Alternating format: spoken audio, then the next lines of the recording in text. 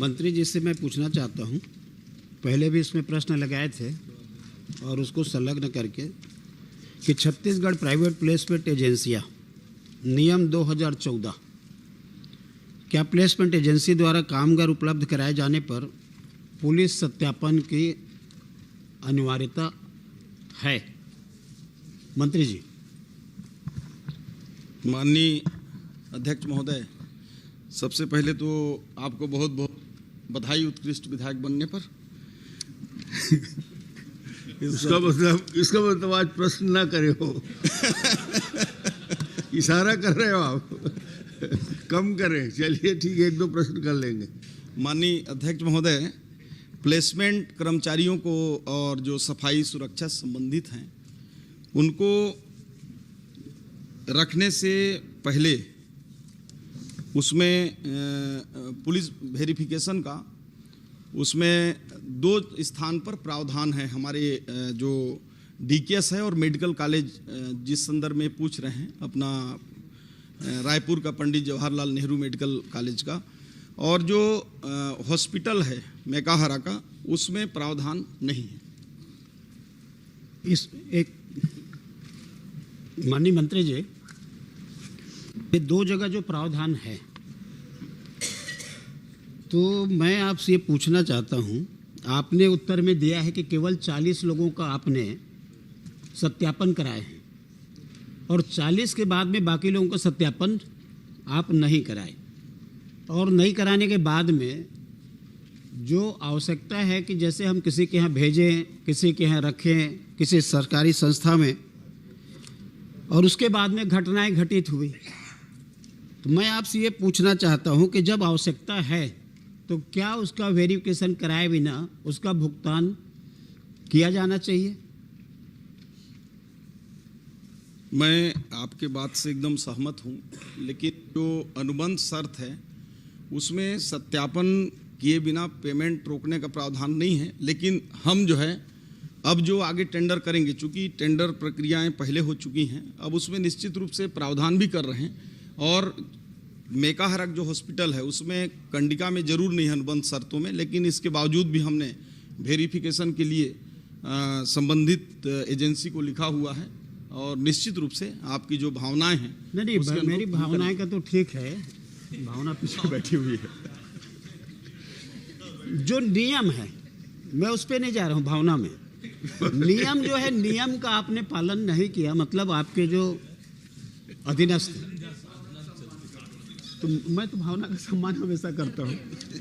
इसमें मैं आपको बता देता हूँ, आपका छत्तीसगढ़ राज्यपत्र 21 अगस्त 2014, छत्तीसगढ़ निजी नियोजन अभिकरण विनियम अधिनियम 2013 क्या कहता है उसमें? 5, घरेलू कामगार का चरित्र और पूर्व वित्त का सत्यापन। किसी भी व्यक्ति को अभिकरण द्वारा घरेलू कामगार के रूप में तब तक नियोजित या संलग्न नहीं किया जाएगा जब तक कि वह अधिनियम की धारा 7 में निर्दिष्ट शर्तों का पूरा नहीं करता है, तथा अभिकरण ऐसे व्यक्ति के चरित्र और पूर्व वृत्त के प्रति निम्नलिखित रीति में संतुष्ट नहीं होता। अब उसमें दिया हुआ है, पुलिस अधीक्षक से चरित्र और पूर्व वृत्त रिपोर्ट प्राप्त करने के पश्चात उसको संलग्न करेगा, संलग्न करके कामगार को भेजेगा। आपने इस नियम का पालन नहीं किया है, इस नियम का उल्लंघन किया है, तो नियम के उल्लंघन के लिए आप उसमें क्या कार्रवाई करेंगे? देखिए, हमारे जो अभी वर्तमान में जो टेंडर के नियम हैं उसके अनुरूप हम किए हैं, और जो आप राजपत्र का जो सामान्य सभी विभागों के लिए जो राजपत्र का आदेश है जो आप बता रहे हैं, तो निश्चित उसके भावनाओं मैं आपको दे देता हूं, आप 1 मिनट बैठ जाइए ना, आपके टेंडर का बता देता हूं मैं। इसमें पंडित जवाहरलाल नेहरू चिकित्सालय महाविद्यालय बिलासपुरी आपके पास में होगा।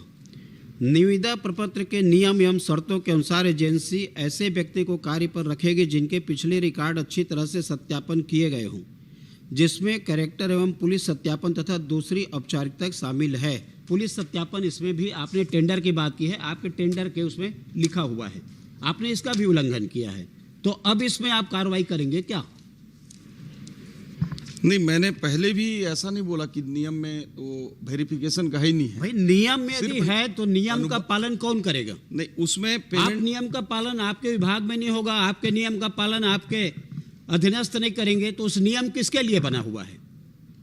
नहीं, देखिए अभी और मैं इसलिए इसको उठा रहा हूं कि मैं आखिरी जो प्रश्न करूंगा कि आप देखे हैं कि हमारे जो अस्पताल है जिसमें आपने उनको रखा है सुरक्षा में, जिनको सफाई में, जिनके जो उस अस्पताल में महिलाएं भी हैं, आपके मेकाहारा की बात कर रहा हूँ, आपके मेडिकल कॉलेज की बात कर रहा हूँ, आपके डीकेएस की बात कर रहा हूँ, और उस बात करने के बाद में कि उसमें बालियां चोरी हो रही हैं, महिलाएं उसमें हैं, बच्चे उसमें हैं, उसमें क्या क्या नहीं चोरी हुई है, पूरा रिकॉर्ड इसमें आपके हैं।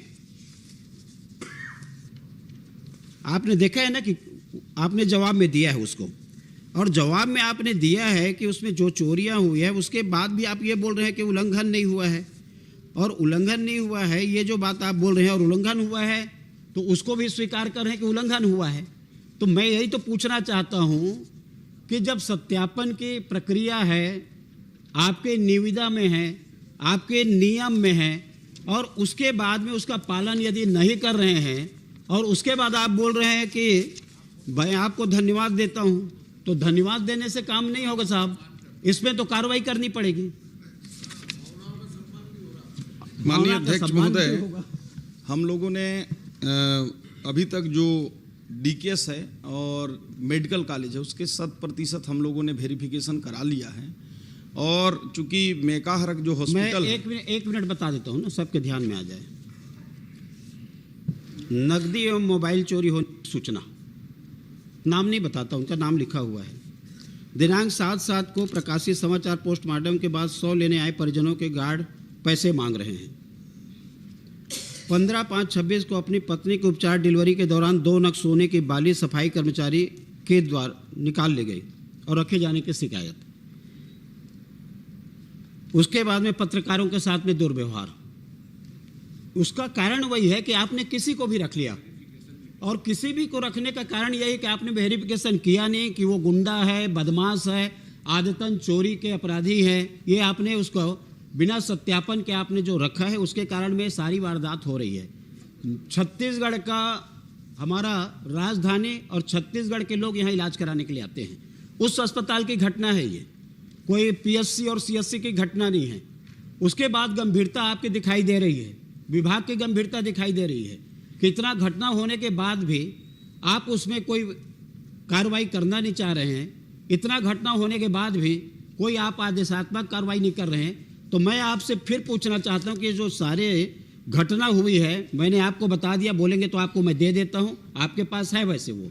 तो माननीय अध्यक्ष महोदय, ये जो लापरवाही बरती जा रही है, जानबूझ करके किसी एजेंसी को लाभ पहुंचाने के लिए नियम प्रक्रिया के जो धज्जियां उड़ाई जा रही है, और इसलिए मैं मंत्री जी से कहना चाहता हूं कि आप उसमें सख्ती से कार्रवाई करें, जिससे आने वाले समय में सुधार हो, और जो बाकी एजेंसियां हैं उसके ऊपर भी ये लागू होंगे। माननीय अध्यक्ष जी, इतना ही पूछ रहे हैं माननीय अध्यक्ष जी, भैया रुक जाओ, जवाब आ जाए। ये राम मंदिर वाला चोर बन तो यहाँ इतनी आगे है। अरे भाई कहाँ से आ गए?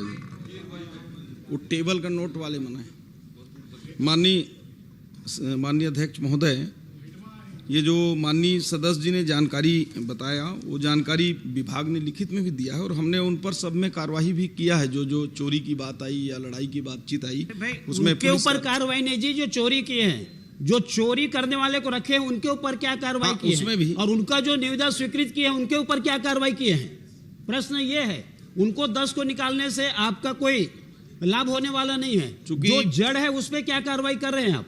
देखिए, इसमें अभी कार्रवाई का विषय नहीं है, अभी तो सत्यापन की बातचीत है। हम सत्यापन 2 संस्थानों में करा चुके हैं, रायपुर के और मेकाहारा का भी। अच्छा, आप एक बात बताइए, सत्यापन कब करा है? मेरा प्रश्न लगने के बाद आप तारीख बताइए, भुगतान कब से हो रहा है? अब बताइए, आप बताइए। देखिए, भुगतान कब से हो रहा है और सत्यापन आप कब किए हैं, बताइए। आप इससे पहले 2 प्रश्न और लगाए थे, तो उस पर चर्चा नहीं हो पाई थी, लेकिन आपने उल्लेख भी किया है। उस समय भी हम सत्यापन कराए थे, लेकिन पूरा नहीं हुआ था। बीच में भी किए तो उसमें भी किए थे। माननीय अध्यक्ष महोदय, एक मिनट, आपको बता ही देता हूं, आप मत बताइए। अप्रैल 24 से लेकर के आपने जून 26 ना ही कुछ। कुल 40 लोगों का आपने कराया हाँ। और अभी आपने जवाब दिया है 12 जुलाई 26 की स्थिति में कार्यरत सभी कर्मियों का पुलिस सत्यापन कर लिए। तो आपने जनवरी 26 तक तो किए नहीं, उसके पहले लगातार भुगतान हुआ है। जब प्रश्न मैंने लगाया तब आपने रोक लगाई उसमें, और रोक लगाने के बाद में आप बोल रहे हैं कि सत्यापन हो गया। तो वास्तविक में ये जो नेग्लिजेंसी हुआ है उस पे ऊपर क्या कार्रवाई करेंगे?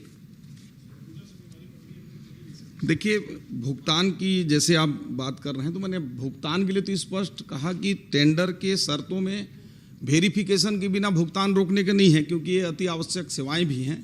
लेकिन उसको अनिवार्य रूप से हम केवल ही नहीं कि क्वेश्चन लगा है, तो पूरे प्रदेश में, और केवल मेडिकल एजुकेशन के बड़े हॉस्पिटल नहीं, हमने डायरेक्टर हेल्थ और सेक्रेटरी हेल्थ को